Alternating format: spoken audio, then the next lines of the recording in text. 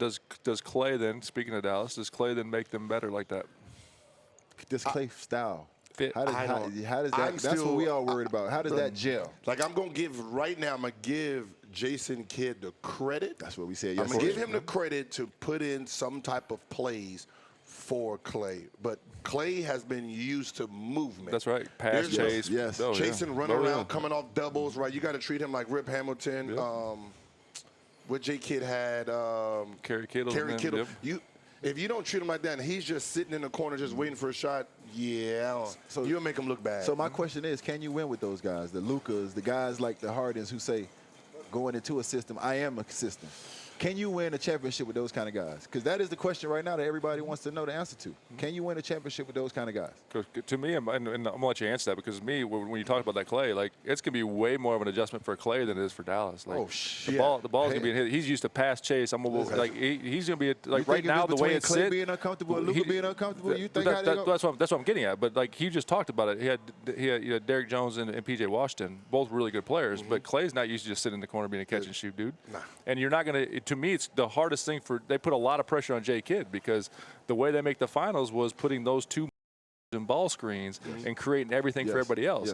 Klay ain't used to that. See, I think with Luka, there's just certain players that you have to, like a Magic Johnson. Like, think of Magic Johnson with someone like Luka, right? The ball is in his hand. He's a bigger guard. You can't go small with his talent, right? Going small hurts him. You can't have Kyrie at the 2, Klay 6'7" at the 3, then you got 6'8" at the 4. That's not how you win with this guy. You have to go big. You have to go a 7 foot, because now who has to guard him? You can't hide him. Now he gets to pick apart. Now when he's coming down the lane, he gets to do whatever he wants. You have to have a big lineup with Luka. Interesting. Right? That's the only way Luka, when you put smaller guys around Luka, it hurts him. He's going to get his numbers, but that's not how you win. You got to have big shooting guards. Like, his shooting guard should be 6'8". You know what I mean? He needs a big shooting guard, big 3. Like, they're sitting there. They can all switch. Yes, and that's now what Boston everybody posted. Now you're forced to say, all right, Derek and Drew, we're gonna have to sit you. We're gonna have to put Tatum at the 1, Brown at the 2, right? We're gonna have lineups like that against Luka, because you guys are too small, because the shooting guard is 6'8" and the 3 is 6, so we can't. Now it's the luxury Boston had, is that they were able to switch those pick and rolls, and it would Dallas wasn't able to take advantage of that. I mean, you switching Derek White, you switching. I'm having a goddamn brain freeze. Drew. Switching Drew onto him, and you're not getting anything out of those triggers, because the guys are not able to post those guys up, and now you just spread the floor. And now you're going against Drew and Derek White. Like when they put Tatum on Gafford, and they didn't just throw the ball down to Gafford just 5 straight times just to see what's going to happen, right? Even he kicked the ball out of bounds. It didn't matter. Just like, you're going to put, let's try to see what happens. But the fact that he's just sitting there. Minnesota tried to throw the ball to Rudy down there on Luka a couple times. That shit didn't go. That shit didn't go right. I know. That's the most frustrating in the world, right? When you see the mismatch, and then you throw it back, you throw it down there like, oh man, it's gonna be a long night, bro. I mean, because you want to be able to exploit that somewhat, just to a degree. He doesn't have to score 60 down there, but if he can make a couple, you want to make an adjustment. You want to make him think about it. Just enough to make Dallas have to think about it. Hold up, because here's the deal: the coaches are the biggest overreactors in America. Yes. So if you do it one time, they're like, can't do that no more. Instead of just picking their poison. Okay, well, Rudy Gobert's gonna have to have 50 against Cincinnati. They'll never do that. No. Like, to me, in my life, I'd be like, we're cool with this thing, but they're the biggest overreactors in the world. If we just give it to Rudy one time, he lays it in, they're like, damn, we can't do that no more. Go back normal. Under. And now that we talk about some of the things that you have to be cool with, that's one of the things that we talk about when playing against Boston. Be cool with them making a contested 3. Be cool with them making a contested 3.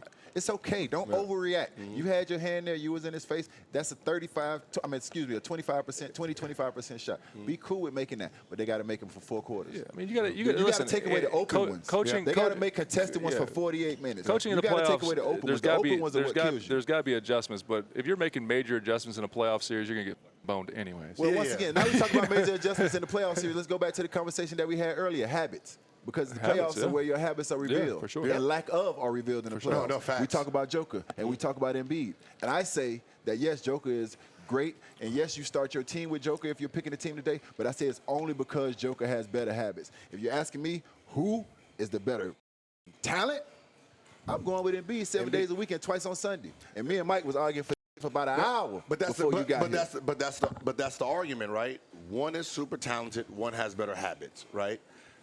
Who you starting your team with right now? If I had to pick one, You got to win a championship. if I got to win a championship, I'm gonna go with Jokic, right? Or the reason is, Embiid is no different than some of the most talented players we've ever seen, right? They're so talented that they don't jump into the next category, right? Why do I need to get in top shape if I'm averaging 35 and 15? That's what we were talking You know about. what I mean? It's Do like, you think he'll ever figure it out? No. Damn. It's too easy for him. I'm wishing for them. I'm hoping for him. He's sitting there. He's making $65 million and getting buckets. I mean, just seeing what he's capable of, I would love to see what that would look like if he figured it and out. that's just me I as agree. a fan of the No, game. well, we all agree with that. And for this sure. is when we say this out loud, they think we're hating. Oh, hell no. So, Good. like when I said Giannis, Giannis, if you got a back to the basket, post up playing it, you know how great you will be. Yeah. Like you averaging 32, just running downhill, just after. If you learned how to play this game, oh my God, Man, with your engine, whoa. Man, my last 4 or 5 years was based off getting rid of bad habits. And they got paid. And go down the list of guys that got paid that came to Miami that were undrafted or their way out of the league and figured out how to change their habits, and they got paid. It's habits. Like with Embiid, it's more like you just look at little things. Like there was a video of Jokic playing street ball. Oh, I saw that. And you're saying like, yo, look how in shape he is. I saw that. Yo, Embiid, bro, if you put down, I don't mean to be rude, you put down the 4 hamburgers before the game, you eating all this before, like, get healthy, my dude. Man. And Eat part of him, right. Like this. But and it's him being healthy is part of the reason why he can't reach his potential, and part of the reason why he can't reach his potential and he's not healthy is because of his habits. Yeah. It's just his habits, man. You should, with the way the game is now and all this young talent coming in, who are you starting your team with right now? How young we going? I mean, just that the league sits right now, players in it. You get one player. I'm gonna go Wemby. Wemby. Great answer. The reason it's hard to argue that one. The reason I like with Wemby is, as a general manager, you don't have to be brilliant. No, you don't. You know what I mean? You don't really have to be smart. You're allowed to make a few mistakes drafting. Same thing with someone like Jokic, right?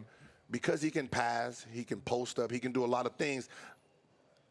If I pick him, moving forward, I can make a couple mistakes and his talent can adjust to it. The thing about Jokic, I mean, you can go out in free agency and get guys players that other teams don't really value for the low, and what he's going to do is get them paid because they're going to come in there and he's going to dot them up. They're going to be a lot better, and all of a sudden they're going to get the money to go somewhere else. But they can continue to. It's a revolving door. All right, who's next? Oh, you didn't like him over there, but he shot 38. Okay, come here.